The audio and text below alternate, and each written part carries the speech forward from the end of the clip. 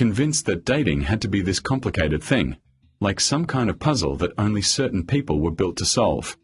I genuinely thought there was a secret, like a formula, and if I didn't have it, I was just never going to figure it out.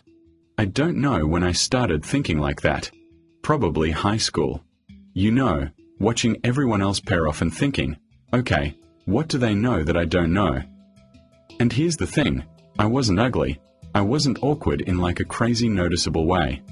I was just overthinking every single interaction to the point where I made it way harder than it needed to be. Like if a girl texted me back with one word, I'd spend the next hour trying to decode it. Was that a cool as in cool, or a cool as in I'm bored of you? I built entire narratives off of a period at the end of a text. And for a while, I thought that was just what dating was. Like, stressful, confusing, exhausting. I thought you had to have some kind of gift for it. Some people just get it, and some people don't, and I convinced myself I was in the second group. But looking back now, I realized the problem was never dating. The problem was me making it into this massive, high-stakes thing in my head when really, it's not that deep. Like at all. I remember specifically, I was maybe 17, and there was this girl, I'm not going to use her name, but I liked her for like 8 months. 8 months of just thinking about what to say, planning it out, deleting texts before I sent them because I thought they sounded weird. I probably rewrote one Snapchat caption like 15 times. 15 times for a caption that said something like, good day. That's insane. That's actually insane behavior looking back on it. And the whole time I was doing that, she had no idea any of this was happening. Like in her head, I was just some guy who occasionally said hi to her in the hallway. I had built up this entire relationship in my mind, and she didn't even know we were playing the same game. And I think that's the first thing I realized. You can't overthink your way into someone liking you. It just doesn't work like that. All the overthinking does is keep you frozen. So eventually, and I mean this took actual years, I started just talking to people. Not with some agenda, not trying to say the perfect thing, just talking. And it was wild how much easier that was. Like night and day difference. Because when you're not trying to impress someone, you're actually just being yourself, and it turns out being yourself is a lot less exhausting than performing. I think the biggest shift happened when I stopped treating every interaction like a test I could fail.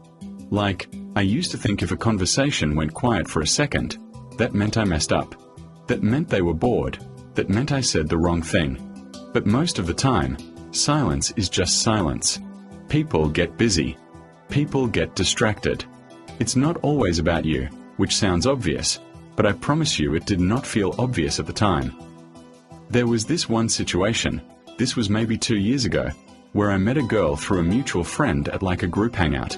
And normally, in the old version of me, I would have spent the entire night analyzing every word out of her mouth. Instead I just talked to her like a normal person.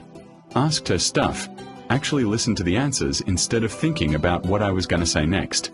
And somehow that was it. That was the whole trick. Just being present instead of being in my head calculating the next move. And I think that's what nobody tells you. Dating feels hard because we make it a performance. We think we need the perfect opener, the perfect response time, the perfect version of ourselves. But the perfect version of yourself isn't some upgraded, rehearsed version. It's literally just you, minus the anxiety, minus the second guessing. Rejection was the other big thing I had to get over. I used to treat rejection like it meant something was fundamentally wrong with me. Like if someone wasn't interested, that was proof I wasn't likable. But rejection is just two people not lining up. That's it.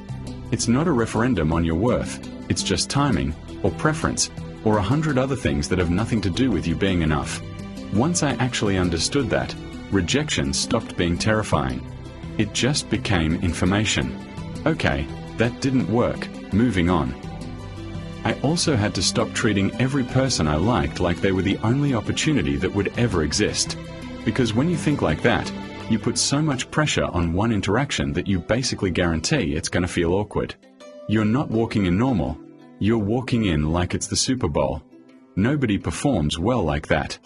I didn't either. So the actual turning point, if I had to name one, was probably when I stopped asking myself, how do I get someone to like me, and started asking, do I actually like being around this person? That one flip changed everything. Because the second thing is actually in your control. The first thing never was. And once I started approaching it that way, dating just stopped being this scary, unsolvable thing. It became normal. Like getting coffee with someone isn't a life or death event. It's just getting coffee with someone. If it's good, great, you keep talking. If it's not, you move on, no harm done. I wasted years treating every interaction like it needed to be perfect, when really it just needed to be and that's kind of the whole thing. Dating isn't hard because of some external mystery you haven't cracked yet. It's hard because of the pressure you put on yourself internally. Take that pressure away, and it's honestly one of the easiest things in the world. If I never would have let go of that pressure, I wouldn't have met the girl that I've fallen in love with. I wouldn't have decided to start this YouTube channel. And I wouldn't be able to change other people's perspectives by sharing my thoughts with them in this video. It's all connected. And see, my friends, that's how you never lose again. Try to piece it all together, and I promise you'll see a light at the end of the tunnel. And with easy adjustments like this, you can literally change your life. I know there's a lot of these channels popping up on YouTube, but I'm trying to make this one different by providing actual insight with stories that affected me. I understand these may not apply to everyone, but I like sharing my perspectives on the internet.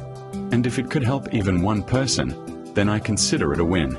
So, if it did, feel free to let me know your thoughts in the comments.